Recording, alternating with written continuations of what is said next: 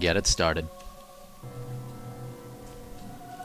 All right, ladies and gentlemen, in the top right-hand corner of the map, from Team Quantic. He jumped in at the last minute, but has been tearing things up here, Dan. That's right. It is the StC.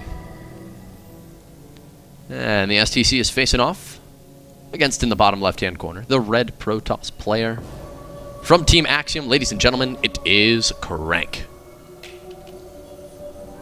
I just snuck in and did that. That was sweet, yeah. Just slipped in there like a ninja, man. It's Protoss vs. Terran starting off on Daybreak. PvT is still, I think, one of my favorite matchups to watch in StarCraft 2. I know Terran vs. Zerg is something really entertaining to me as well. When, you know, it's like classic Marine tech against Mutiling Bane. You kind of throw in some Infestors and somewhere in the middle there. But I really like Daybreak also because most styles are viable. You know, we see Protosses take fast thirds. That's where we're starting to evolve on this map, where Parting was going for that quick third Nexus, mass gateways, and then just having an incredible max out on highly upgraded units with Twilight. At the same time, they can still go Colossus. They can still go for, you know, just standard robo play. So I don't think it's, you know, too out of the question, or sorry, I don't think it's too far out of the question that CranK has a lot of things at his disposal. I'm just wondering what he's going to do in this matchup. You know, I think you make some great points there, Dan. Especially talking about how we're seeing Protoss versus Terran really switching in metagame a lot. It's been evolving even more. And as you said, Protosses have realized, hey, I can actually cut the tech a little bit, invest instead into economy, and, you know, instead of relying so much on splash damage, as, you know, most Protosses in the past have really favored, they realized I can actually just have tons of units, and they still work pretty well. You can't go too late into the game with that, but at certain stages it actually really works, because you take a look at Marine Marauder Medevac, you know, as long as they're not throwing out ghosts, and, I mean, then, you know, you don't have to worry about them making Vikings and things, you can really, I mean, you can actually deal with Marine Marauder Medevac with a lot of charge lots and some Blink Stalkers and take out some Medevacs and use mobility. Yeah, and I think you bring up a really key term, as we do see a scout into StC's base. He sees the factory, he sees the gas, doesn't see two gases, so he's going to want to keep his mind or eye out for that. Oh, look at that, CranK being cheeky and dropping a pylon, making sure that the barracks can't just immediately drop an add-on, and you can just cancel it. Just a small way to stall. In the end, not too consequential. But going back to what you said, Kibbles, you said really mobility is key, and that's really true, because what is Protoss really afraid of early on? They're really afraid of the Marine poke that might happen around the 5-6 minute mark, but they're also really afraid of 2 medevac timings. That's very prevalent in almost every single Terran matchup. And when they're spread out thin, they want to get things like Blink, maybe a +1 armor. They go Robo Twilight in conjunction and try to go for that quick upgrade, and that way they can pick off the medevac and use little amount as possible in order to maximize economy. You're absolutely right about that. You know, Drop's just such a threat. Whoa! Look at this. We've been seeing Protoss players do this quite often, actually, going Stargate when they see a 1-base Terran. And what's going to be interesting about this is that it looks like the StC will a starport go down here in a second. He's got the gas fort. I really think it, yeah, this, well, it could be command center. All right, it is going to be a CC. So it's not going to be drops, in fact. 4 Hellion drops are so incredibly scary against Protoss right now if you don't get those early gateways.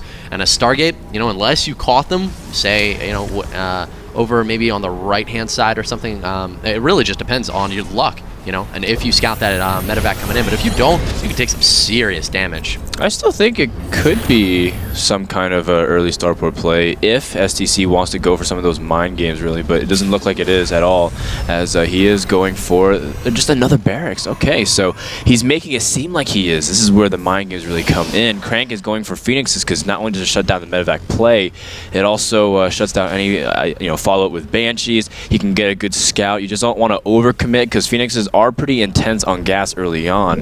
CranK's still going to do a safer route and drop a gateway too, because he doesn't know what's going on in his opponent's base until he gets over there. Absolutely, Dan. You know, something here also about shutting down drops.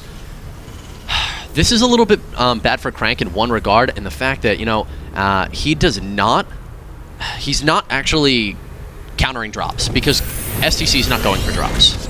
So, you know, one of the advantages that Phoenix would normally offer him is mute. It's not here. There's, I mean, yeah, of course, they have harassment and scouting potential. As you can see, they're coming in now. But, you know, what's a good analogy here? It's like, honestly, it's these Phoenix guys.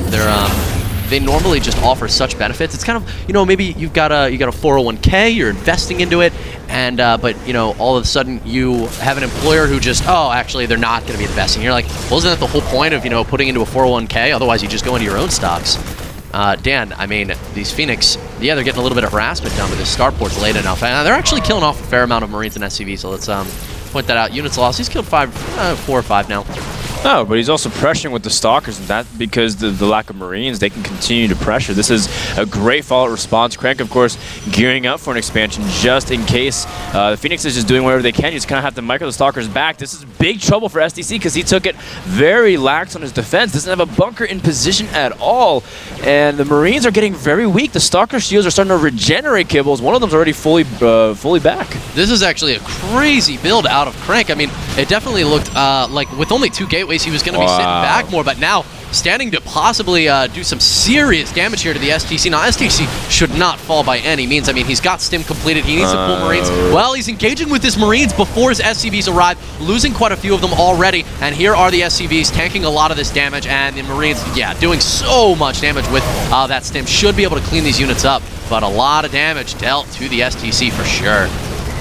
I think if CranK played his cards right, he could have actually killed the StC, but I think he was trying to do micro back, you know, everything at the same time, and he lost control of his Phoenixes temporarily. He was also trying to expand back at home. He has to deal with Hellions still harassing at that natural, as there were a few, and only one is popping out now. You know, you can see that CranK, he just wanted to do a lot of damage, and he got it. He supplied the block StC considerably. He killed off a lot of his workers. Worker count is 17 to 34, and CranK is firmly in control of this game. Yeah, he definitely is. I mean, he dealt a lot of economic damage there, killing off, well, let's see, 12 SCVs, in fact, a huge quantity there. Well, and he stole mining time, too, and StC couldn't make workers because he was supply block.